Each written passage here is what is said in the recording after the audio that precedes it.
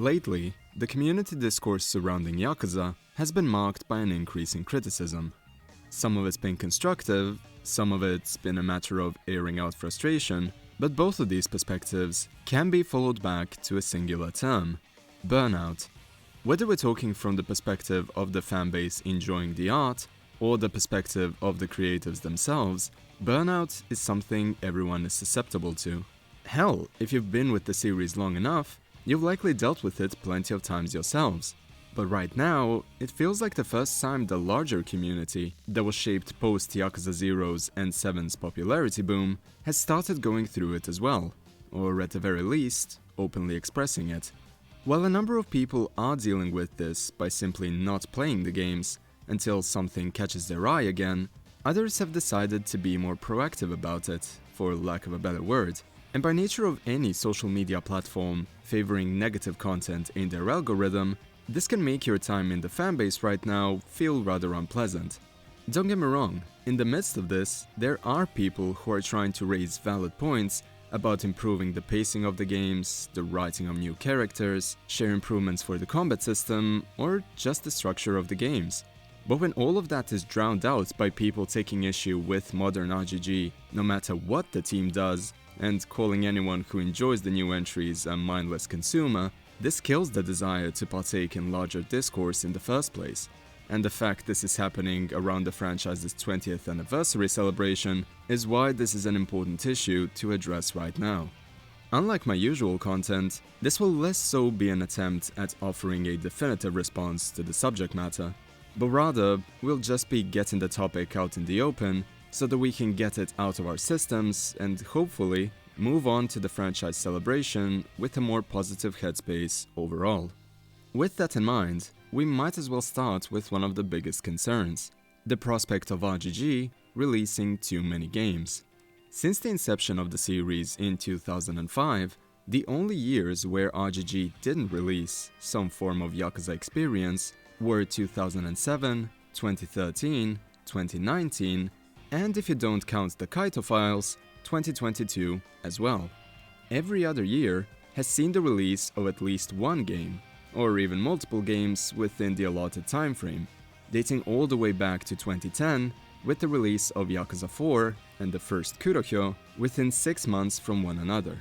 It might sound strange in retrospect, but the studio has always been actively working on new games or engines, so the idea of them going overboard nowadays realistically can't be attributed to the sheer quantity of the games. Even some people who left RGG before Ishin Kiwami, most notably Nagoshi-san himself, expressed how their issues with the company were related to their managerial roles prohibiting direct work on the games themselves, meaning that both the people who left RGG and those who are still with the studio most likely aren't dealing with creative burnout as we speak. They want to keep making fun experiences in one form or another. With that in mind, it would mean that the larger issues surrounding the more recent games isn't explicitly tied to the quantity of projects, but their quality. This is where things get tricky, because, for example, sales numbers aren't indicative of a game's artistic value, and we know that entries like Infinite Wealth have been hitting record numbers despite the discourse around them being less than glowing among the biggest detractors. So if we are to theorize on the quality of the games, we should instead look at the consensus of the community and whether it shows a drastic switch up from past games of the same type. And that's where we'll notice yet another pattern repeating. For over a decade now, we've had roughly an equal amount of spin-offs as we did mainlines, but not all of the spin-offs have been equally regarded. Criticism over Yakuza Dead Souls can still be found on older forums. Lost Paradise and Ishin Kiwami are commonly disregarded due to their grindy nature, and even when it comes to some well-regarded games like the original Ishin, the Kurohyo games, and Kenzan, the vast majority of the Western fanbase never even played them, despite fan patches and/or detailed guides being available. The only outlier here seemed to be the Judgment games, which were deliberately designed to be an independent continuum and were both successful and treated fairly by many. But these are just 2 out of the 11 spin-offs we currently have in the series.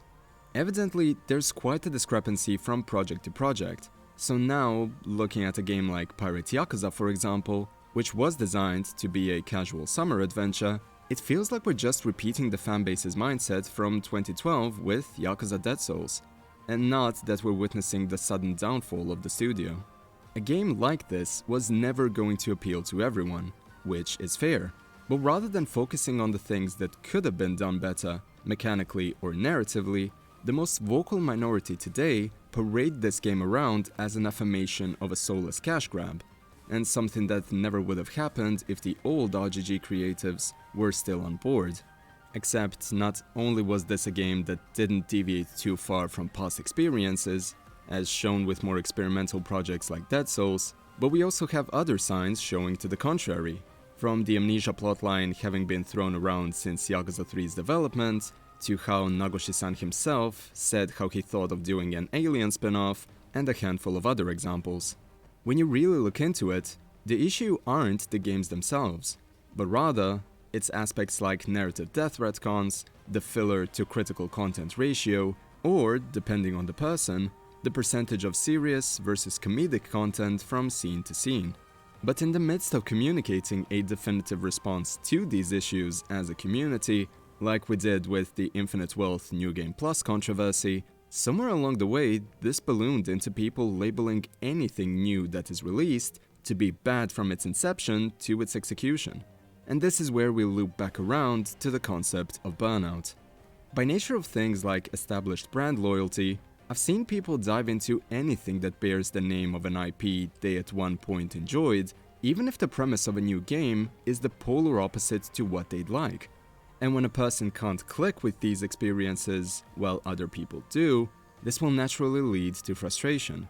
This feeling is only further amplified when you have a studio that continuously tries different things, even if the core formula that can be extrapolated remains the same. Maybe you're just now getting tired of certain design choices never changing. Maybe it's that you wished for a different project to be realized and celebrated instead of a more casual spin-off. Or maybe it's a matter of simply falling out of love with the series without even knowing it. All of this differs from person to person, but most of these concerns can relate to the community at large struggling with burnout in one way or another. Mind you, I'm not exempt from this either.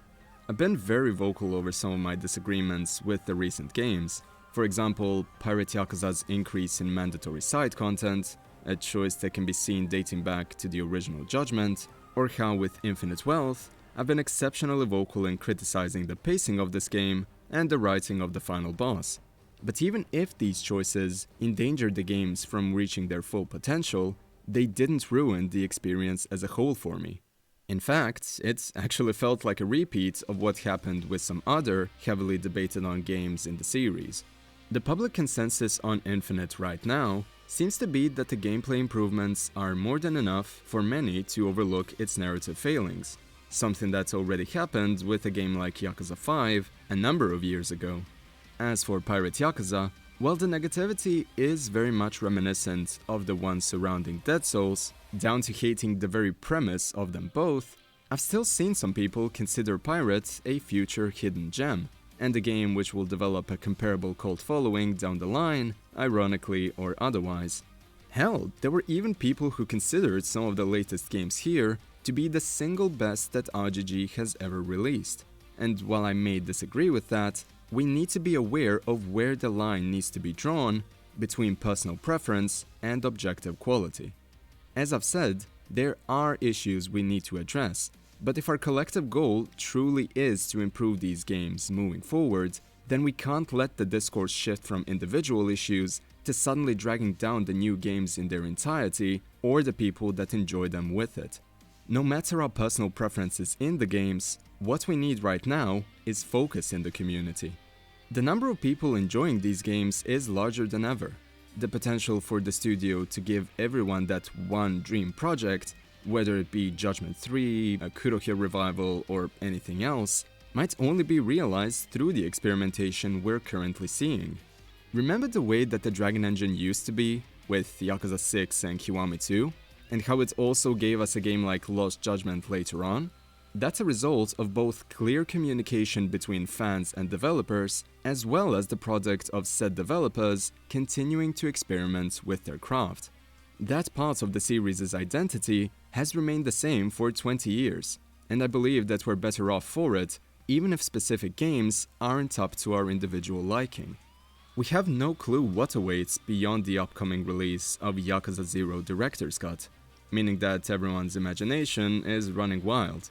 But that shouldn't put a blemish on celebrating something we all, at least at one point in time, enjoyed so much. If you fall into the category of disliking new Yakuza, allow yourself some time away with different experiences. Alternatively, if you just wish for the newer games to be better, be direct with your concerns and express them in a constructive way. And if you're a newcomer to the series, don't be alarmed by the current state of confusion. We've been through this before, and we've come out the other end as a stronger community. So, yeah, thank you all for listening to my rambling today, and I hope that we'll get to experience this year's anniversary in a meaningful way when all is said and done. Let me know your thoughts about the series right now, and what you'd like to see from RGG in the future. So, until next time, take care of yourselves, and have a great day. Cheers!